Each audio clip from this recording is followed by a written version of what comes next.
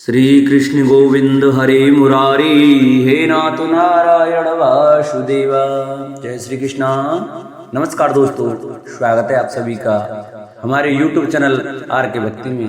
प्रिय भक्तजनों, आज की वीडियो में हम आपको माघ मास महात्म्य के 24वें अध्याय की कथा सुनाएंगे। तो सभी भक्तजन हमारे माघ मास महात्म्य की कथा को बड़े श्रद्धा भाव से सुने।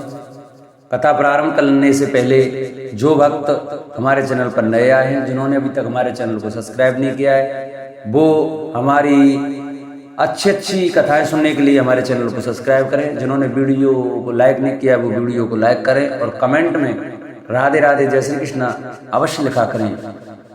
बोलो विष्णु भगवान की जय, बोलो माघ मास महात्म्य की जय।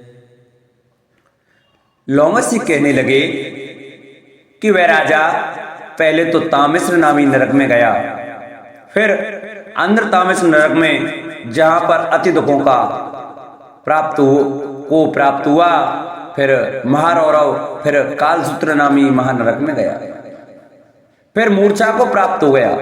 मूर्छा से चेतना आने पर तापन और संप्रतापन नाम के नरक में गया। अपने दुखों को भोगता हुआ वह प्रताप नाम के नगर में गया। तब काकोल, कोडोपल, पूर्वमृतका, लोशंकु, मृजीप आदि नरकों में होता हुआ असपत्र वन में पहुंचाया गया, फिर लोहधारक आदि नरकों में गिराया गया। भगवान विष्णु के साथ द्वेष रखने के कारण वह 21 युग तक भयंकर नरकों की यातना भोगता हुआ नरक से निकलकर हिमालय पर्वत पर बड़ा भारी पिशाच हुआ। उस वन में वह भूखा और प्यासा फिरता रहा। उसको मेरु पर्वत पर भी कहीं खाने को ना तो भोजन मिला और ना ही पीने को जल। होतव्यता के कारण वह पिशाच घूमता हुआ एक समय प्लूत पिस्त्रवण नाम के वन में जा निकला। बहेड़े के वृक्ष के नीचे वह दुखी होकर हाय में मरा, हाय में मरा ऐसे शब्द जोर जोर से पुकारने लगा और कहने लगा, भूख से दुखी मेरे इस जन्म का कब अंत होगा?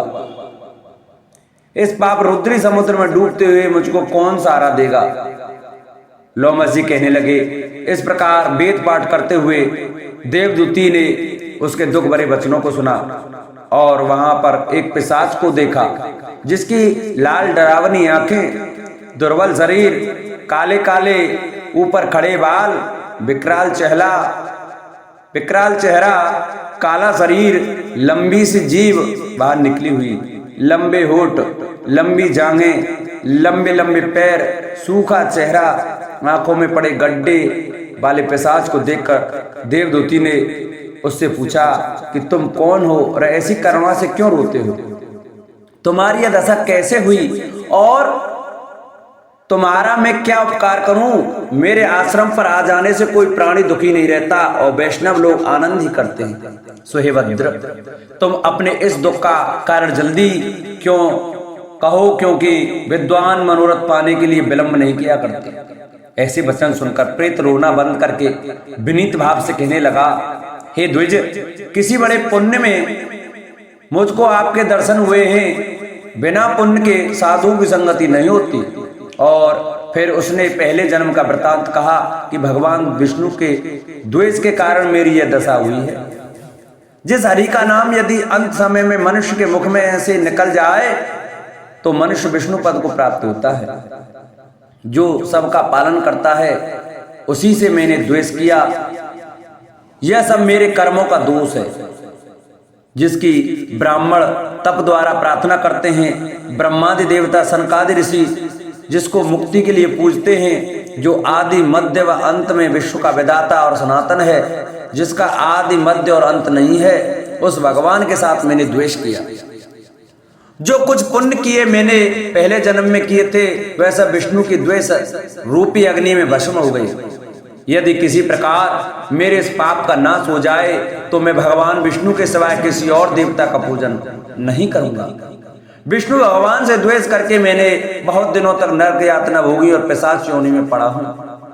इस समय में किसी अच्छे कर्म के योग से आपके आश्रम में आया हूं। जहां तक आपके सूर्य रूपी दर्शन ने मेरे दुख समान अंधकार को दूर कर दिया है, अब आप कोई ऐसा उपाय बताइए जिससे मेरी ये पिशाच योनि दूर हो, क्योंकि सज्जन पुरुष उपकार करने में देर नहीं करते। देवदूती कहने लगे कि यह माया देवता मनुष्य असुर सबकी स्मृति को मोह कर देती है, जिससे धर्म का नाश करने वाला द्वेष उत्पन्न हो जाता है। जगत के उत्पन्न करने, रक्षा करने और नाश करने वाले जो सब प्राणियों की आत्मा हैं, उनसे भी लोग द्वेष करते हैं। जिनके अर्पण करने से सभी कर्म सफल होते हैं, उनकी भक्ति से मुख मोड़ने वाले मूर्ख कौन सी गति को प्राप्त नहीं होते। चारों वर्णों का वेदोक्त हरि का भजन करना ही उत्तम है, अन्यथा कुमार्ग में चलने वाले मनुष्य नरक के गामी होते हैं। इसी कारण वेद विरुद्ध कर्मों को त्यागना चाहिए। अपनी बुद्धि से बचे हुए धर्म के मार्ग पर चलने से मनुष्य परलोक के पथ का नाश नहीं करते, वे वेद देवता और ब्राह्मणों की निंदा करते हैं। झूठे मन कल्पित शास्त्रों को मानने वाले नरक में जाते हैं। देवादिदेव विष्णु से विमुख होने के कारण नरक में जाते हैं, जैसे देवड़ देश का राजा नरक में गया। इस कारण इसकी निंदा नहीं करनी चाहिए। और वेद में न कही गई क्रिया को भी नहीं करना चाहिए। लोमस कहने लगे कि ऐसा करने पर मुनि ने पिशाच को सुमार्ग बताया कि माघ मास में तुम प्रयाग में जाकर स्नान करो, उससे तुम्हारी वह पिशाच योनि समाप्त हो जाएगी। माघ मास में प्रयाग में स्नान करने से मनुष्य पहले जन्म के सब पापों से मुक्त हो जाता है। वहां पर स्नान करने से मुक्ति प्राप्त होती है। इससे बढ़कर और कोई प्रायश्चित नहीं।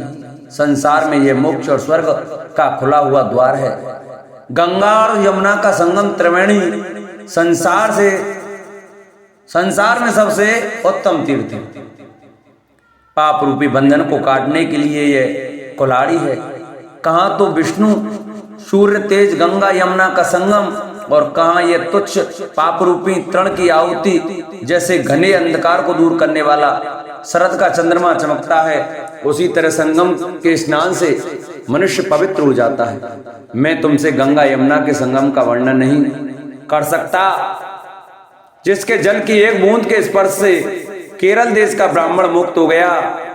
ऋषि के ऐसे वचन सुन प्रेत के मन में शांति उत्पन्न हो गई, मानो सब दुखों से छूट गया हो। प्रसन्नता से उसने विनय पूर्वक ऋषि से पूछा, ऋषि क्या पूछा? इसका वर्णन अगले अध्याय में हम आपको सुनाएंगे, जो कि हम कल 25वें अध्याय में। तो जिन भक्तों को हमारी ये माघ मास महात्म्य की कथा अच्छी लगी हो तो हमारी वीडियो को ज्यादा से ज्यादा शेयर करें, जिससे और भी भक्त हमारी यह माघ मास महात्म्य की कथा श्रवण कर सकें। जिन्होंने अभी तक हमारे चैनल को सब्सक्राइब नहीं किया, वो चैनल को सब्सक्राइब कर बगल में घंटी का बटन अवश्य दबाएं और वीडियो को लाइक करें और कमेंट में ओम नमो भगवती वासुदेवाय अवश्य लिखें। बोलो विष्णु भगवान की जय।